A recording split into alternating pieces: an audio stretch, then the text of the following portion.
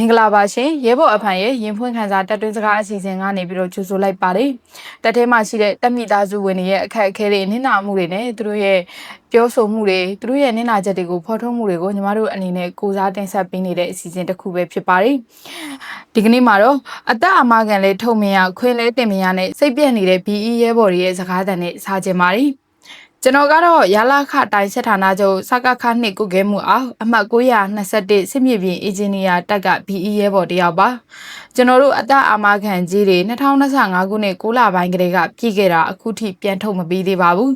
တက်ခွဲမှုပုံမှုနေစော်ရှိုင်းကိုရောခိတတက်ခွဲမှုကိုင်းသူကိုပါသတင်းပို့ပေမဲ့ယနေ့အချိန်ထိအကြောင်းမပြန်ပဲသတင်းပို့သူများကိုသာဆဲဆိုကြိမ်မောင်းခံနေရပါတယ်စစ်စင်ရေးကပြန်လာလို့ခွင့်တင်တော့လဲခွင့်မပေးပါဘူးပုံမှုနေစော်ရှိုင်းကရှေ့တန်းမှာကတည်းကခွင့်ကိုကြိုးပိတ်ထားခဲ့တာပါ။ကြရပြည်နယ်မှာစစ်စင်ရေး3နှစ်ကျော်တာဝန်ထမ်းဆောင်ခဲ့ရပါတယ်။အခုနောက်တန်းပြန်ရောက်ချိန်မှာရှောင်းတခင်ခွင့်အောင်တင်တာမရပါဘူး။ဘေးကတက်ခွဲတွေဖြစ်တဲ့စီဆက်သွယ်ရေးတို့ဆိုရှေ့တန်းပြန်ခြင်းအတူတူခွင့်ပြန်ရပါတယ်။ရှေ့တန်းမှာတန်းပြေတာဝန်3နှစ်ကျော်တာဝန်ထမ်းဆောင်ခဲ့ရတာတောင်ရဲဘော်တွေရဲ့ရပိုင်ခွင့်ကိုကန့်သက်ပိတ်ပင်ထားတာဟာစိတ်ပြည့်စရာပါလို့စစ်မြေပြင်အင်ဂျင်နီယာတက်ကရဲဘော်တအုပ်ကရင်ဖွင့်ပြောကြားလာတာပဲဖြစ်ပါတယ်။ဒီတက်မှာဆိုလို့ရှိရင်သူ့ရဲ့ထုံနှန်းစင်လာ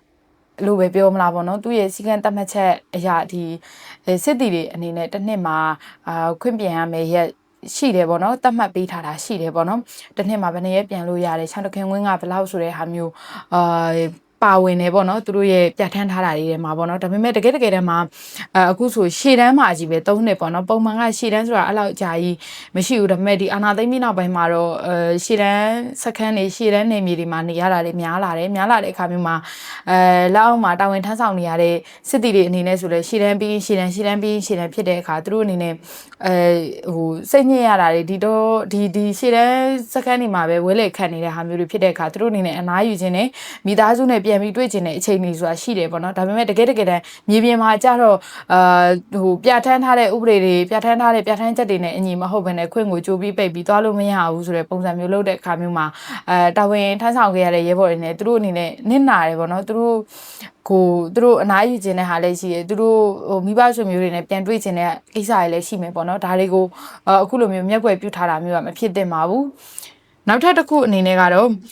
အတောင်ရန်ကျဲနေတဲ့အမှတ်3လမ်းဆောင်စစ်စေးဂိတ်အကြောင်းပဲဖြစ်ပါတယ်။ရန်ကုန်အမှတ်3လမ်းဆောင်စစ်စေးဂိတ်မှာပုံစံမျိုးစုံနဲ့အကြောင်းမရှိအကြောင်းရှာပြီးပတ်စံအစားမတန်တောင်းယူခံနေရပါတယ်။စစ်စေးဂိတ်ကိုတပ်မတော်စေတက်ကတူကဒုတိယဗိုလ်မှူးကြီးအာကာဆိုဦးစီးပြီးလှုပ်ဆောင်နေတာဖြစ်ပါတယ်။စစ်စေးအဖွဲ့မှာပါတယ်စတာလာ1ဆက်သွယ်ရေးတပ်နဲ့လက်ထက်က၄တက်ကအရာခံဗိုလ်တွေကအမျိုးမျိုးကြည့်ရပြီးငွေကြေးတောင်းခံပါတယ်။ယူရီးယားပစ္စည်းတည်လာတဲ့ကားလေးဆို3သိန်းခွဲကားကြီးဆို9သိန်းပေးရပါတယ်။ပဲခူးမော်လမြိုင်ဘက်ကလာတဲ့အေစီကဖျားဘူးကအစားတစည်းကို3000တောင်းခံပါတယ်။မှတ်ပုံတင်မှာလာဟူကိုကန့်ကရင်ရခိုင်ဘင်္ဂလီပါရင်မှတ်ပုံတင်ကိုတင်ထားပြီးနောက်ရက်မှာပတ်စံနဲ့လာရွေးခိုင်းပါတယ်အခုလိုပုံစံမျိုးစုံနဲ့အတောင်ရန်ကျဲနေတဲ့အမှတ်3လမ်းဆောင်စစ်စေးဂိတ်ကိုရန်ကုန်တိုင်းစစ်ဌာနချုပ်အနေနဲ့စီစစ်အရေးယူဖို့ဖြစ်စဉ်ကိုသိရှိထားတဲ့စစ်တီတအုပ်ကပေးပို့တိုင်ကြားလာတာပဲဖြစ်ပါတယ်ရှင်ဒီမှာဆိုလို့ရှိရင်ပေါ့နော်ညီမတို့အရှိမပေးပို့ထားတဲ့စာတွေမှာဆိုလဲဒီမှတ်ပုံတင်ကြောင်းပေါ့နော်ရခိုင်မှာဆိုလို့ဒါစစ်မှုထမ်းအောင်မိသားစုဝင်ဖြစ်ပေမဲ့ရခိုင်မှတ်ပုံတင်ဖြစ်လို့ဆိုပြီးတော့ပတ်စံတောင်းခံခဲ့တဲ့ကိစ္စတွေတိုင်ကြားထားရလဲရှိတယ်အခုလဲထပ်ပြီးတော့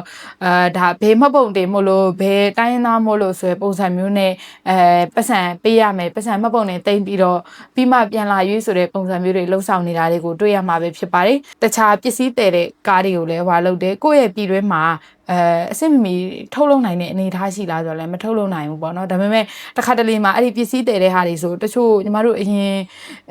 ်ပေးပို့ထားတဲ့စာတွေအရဆိုလို့ရှိရင်ဒါတမှုကတော်တွေကိုယ်တိုင်တည်နေတာတွေလေနဲ့တည်ပြီးပြန်ပြီးတော့ရောင်းနေရတယ်လည်းရှိရပေါ့နော်ဘယ်ပစ္စည်းမို့ညာပစ္စည်းမို့လို့ဆိုပြီးတော့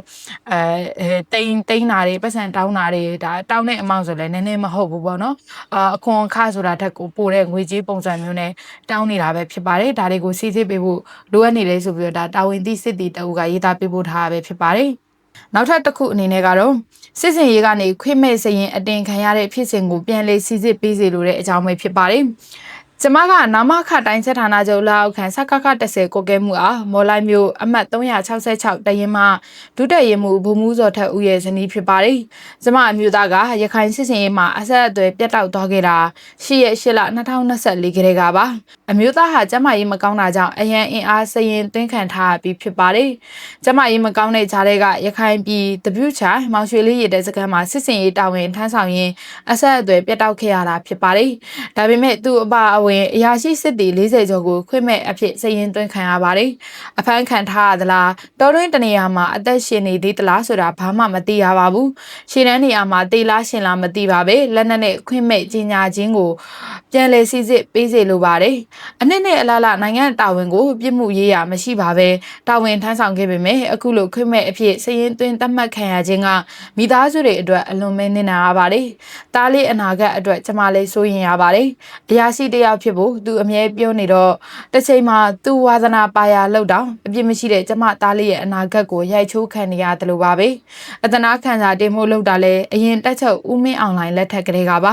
အခုချိန်ထိမထူးခဲ့ပါဘူးကျမအမျိုးသားကတက်မှာဒူရင်မှုတယောက်ဖြစ်ပြီးအခုလိုစစ်စင်ရေးမှာခွင့်မဲ့ကြီးညာခံရတာကြောင့်မိသားစုလည်းမျက်နှာငယ်ရပါတယ်နောက်ပြီးပေးဆက်ခဲ့ရပေမဲ့ခန်းစားခွင့်မရှိတော့တာကြောင့်မိသားစုစားဝတ်နေထိုင်ရေးပါအခက်အခဲဖြစ်နေရပါတယ်အခုလိုမျိုးမိသားစုအနာဂတ်ပါထိခိုက်နေနာရတဲ့အမျိုးသားရဲ့ဖြစ်စဉ်ကိုပြန်လည်စီစစ်သုံးသပ်ဖြေလျှော့ပေးဖို့တက်ချုပ်တဲ့ဗိုလ်ချုပ်ကြီးရဲဝင်ဦးသိရှိစီခြင်းပါတယ်လို့စာရေးသားပေးဖို့အကူအညီတောင်းခံလာတာပဲဖြစ်ပါတယ်ဒီမှာဆိုလို့ရှိရင်ပေါ့နော်သူ့အနေနဲ့ပေါ့နော်ဒီအခုလိုဖြစ်စဉ်တွေကဒါတက်တိုင်းမှာလည်းဖြစ်တယ်ဒါသူလည်းဖြစ်တဲ့ဟာကိုသူကမျှဝေပေးထားဖြစ်တယ်ပေါ့တချို့တက်တွေမှာဆိုလဲတချို့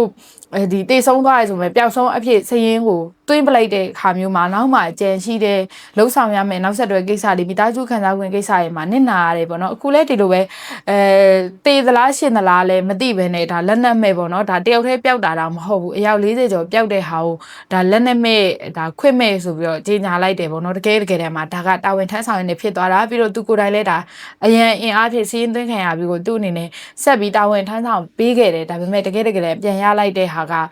ဒီဂုံတိတ်ခိုင်ပိုင်းဆိုင်ရာတွေရောမိသားစုစားဝတ်နေရေးရောဒီကလေးရဲ့အနာဂတ်ဖြစ်တဲ့နောက်တစ်ချိန်မှာပါထိခိုက်နိုင်တဲ့အနေအထားမျိုးတွေဖြစ်နေတာကိုတွေ့မြင်ရမှာပဲဖြစ်ပါတယ်နောက်ထပ်တစ်ခုအနေနဲ့ကတော့အကျင့်ပြတ်ခြားစားလွတ်တဲ့လာကတ1016တရင်မှုကိုစီးစစ်အရေးယူပေးစေလိုတဲ့အကြောင်းပဲဖြစ်ပါတယ်ကျွန်တော်ကနေပြီးတော့လာကတ1016လေကြောင်းရန်ကာကွယ်ရေးတမစစ်တီတယောက်ပါလာကတ1016တရင်မှုကြီး30131ဒုတိယဗိုလ်မှူးကြီးရဲမင်းဆွေရဲ့အကျင့်ပြတ်ခြားစားမှုတွေကိုစီးစစ်အရေးယူပေးဖို့ရဲဘော်အဖန်ကနေတဆင့်တင်ပြခြင်းပါတယ်ဒုတိယဗိုလ်မှူးကြီးရဲမင်းဆွေတက်ကိုရောက်ရှိလာတဲ့2023ခုနှစ်ကနေဒီကနေ့အထိယာယီတက်စစ်ဆေးခံချိန်မှာလဲဌာနကိုင်တဲ့သူတွေကကိုပတ်စံကိုစိုက်ထုတ်ပြီးလုပ်ခဲ့ရပါတယ်။ပြီးရင်တက်မှာကာမကိစ္စတွေမကြာခဏရှုပ်ထွေးနေတာတွေကိုလည်းအရေးမယူတာအရာရှိစစ်တီရဲမေတွေအတီးပါယာရုတိုးဖို့အတွက်ပဲအာယုံစိုက်ထားပြီးအမှုမှန်သမျှကိုထိန်ချန်ခွင့်မဲ့စစ်တီတွေရဲ့လာစာကိုအကုန်ထုတ်စာလူကြီးတက်စစ်လာလို့လူစစ်တဲ့အခါဟိုစကန်ဒီစကန်မှာဆိုပြီးလှည့်ပတ်ပြီးပြနေတာအမှန်တကယ်မြေပြင်မှာအဲ့ဒီစစ်တီကမရှိတော့ပါဘူးကားသမားတွေဆိုလဲကိုကားကိုပြင်းအထက်ဌာနကတက်တော့အုပ်ချုပ်မှုရင်တပ်ပိုင်မော်တော်ယာဉ်တွေအတွက်တာယာထုတ်ပေးရင်အောင်စစ်တီကိုပြန်ဝယ်ခိုင်းပါတယ်ပြင်ပပေါက်ဈေးရဲ့ထက်ဝက်နဲ့ပြန်ရောင်းပါတယ်ရောင်းလို့မဝယ်ရင်ကားမမောင်းခိုင်းပါဘူးကားပြက်ရင်မောင်းတဲ့စစ်တီကတဝက်စိုက်ခံရပါတယ်အထွေထွေစစ်တီဆိုဖတ်ထိတ်ခိုင်းနေရဲမေတွေဆိုတက်ဝက်စုံမချုပ်ပေးဘူးစုပ်ပြက်တက်နေတာပါဒါတောင်စီကော့ဝတ်စုံအယောင်ကြရင်သူဇနီးဒေါ်နီနီဦးကမောက်မပြောဆိုပါသေးတယ်လက်နက်စနစ်ရင်တွေရှိတော့စီထုတ်ရောင်းစားတယ်တလကိုဂါလန်1000နီးပါးလက်နက်စနစ်အတွက်ရတယ်အုပ်ချုပ်မှုအရင်အတွက်မပါသေးပါဘူးဒါကိုစေယုံကားဆိုမူဝါဒချမှတ်ထားပါသေးတယ်နှစ်ပတ်တစ်ချိန်တစ်လတစ်ချိန်ဂျားထဲမှာအရေးပေါ်ကိစ္စရဲချင်းပြရမယ်ဆိုကိုဆိုင်ကဲနဲ့ကိုသွားပြရပါတယ်စေယုံပြမဲ့သူ2ယောက်3ယောက်နဲ့ကားမပေးဘူးတဲ့အိတ်ကတ်ထဲကစိုက်ပေးရတာလည်းမဟုတ်ပါဘူးတမတော်ကအရာရှိစစ်တီမိသားစုတွေရဲ့အုပ်ချုပ်မှုကိစ္စအတွက်အသုံးပြုဖို့ထုတ်ပေးထားတဲ့ကားကိုတောင်မှစီပေးရမှာဆိုလို့လူနေတယ်စေယုံကားပေါင်းပေးလိုက်လို့ပြောတဲ့သူပါပထမအကြိမ်တင်ပြတော့ကတော့လာဆခရှိကတက်မှမှုဗျူဟာမှုဦးစီးပတွေကိုငွေနဲ့နှုတ်ပေးလိုက်ပါတယ်။ယာယီကာလဆိုတော့လူကြီးတွေကလည်းဟန်ပြလာပြီးဒါပါလုပ်တယ်ပြီးတော့ပြန်သွားပါတယ်။ထိထိရောက်ရောက်အရေးမယူခဲ့ပါဘူး အခုကဒုတိယပုံမှုကြီးယာတို့ရသွားတော့ပို့ဆိုးနေတာပါတိုင်ကျင်တဲ့နေရာတိုင်းဆိုပြီးလက်ရှိစေဦးစီးတက္ကသိုလ်တက်နေတာတောင်တက်မှကျန်ခဲ့တဲ့ရေးထောက်တွေကိုငွေကြေးကိစ္စမှန်သမျှသူ့ခွင့်ပြုချက်မရဘဲဘာမှမလုပ်ဖို့ပြောထားတာပါတက်လာစစ်တဲ့သူမှန်သမျှကိုပတ်စံပေးပြီးပြန်လွှတ်တဲ့သူပါတောင်ကြီးမြို့မှာနေဦးလျက်စစ်ပစ္စည်းဆိုင်ဆိုပြီးဖွင့်ထားတာတက်ကရတဲ့ပတ်စံလေးနဲ့ဖွင့်ထားတာပါ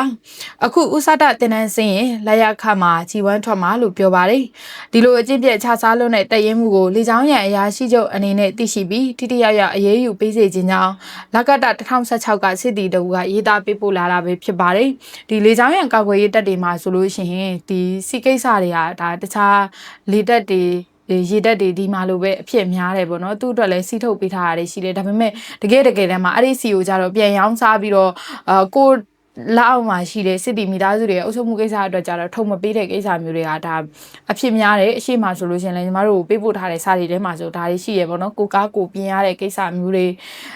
ဒီစေုံသွားတဲ့ဟာသူတို့ကစီထုတ်မပေးတဲ့ကိစ္စမျိုးတွေတချို့ဆိုစေုံသွားတာတောင်ခွင့်မပြုပေးတာမျိုးတွေပေါ့နော်အခုလည်းတင်းတန်းတက်နေတာတောင်လောက်ကိုပြန်ပြီးတော့သူခွင့်ပြုချက်ရမှဆိုတဲ့ပုံစံမျိုးတွေလုပ်နေတယ်ဒါပေမဲ့သူတို့ကိုယ်တိုင်ကြတော့တက်ကပတ်စံတွေကိုအလွဲသုံးစားလုပ်နေတာတွေအထက်ကချပေးထားတဲ့ပတ်စံတွေအလွဲသုံးစားလုပ်နေတာမျိုးတွေရှိနေတာတွေကိုဒါဖော်ထုတ်ပေးထားတာပဲဖြစ်ပါတယ်အခုလိုမျိုးတက်ထဲမှာရှိတဲ့အရာရှိစစ်တီတွေမိသားစုဝင်တွေအနေနဲ့ကိုယ့်ရဲ့နင့်နာချက်တွေကိုယ့်ရဲ့မတရားခံရမှုတွေဒါတွေကိုဖော်ထုတ်ချင်တယ်ဆိုလို့ရှိရင်ညီမတို့ channel လေးကိုဆက်သွယ်နိုင်ပါတယ်ညီမတို့အနေနဲ့ဒါစစ်တီရရှိစစ်တီမိသားစုဝင်တွေရဲ့အခက်အခဲတွေကိုကိုစားထုတ်ဖို့မျှဝေပေးသွားမှာပဲဖြစ်ပါတယ်ရှင်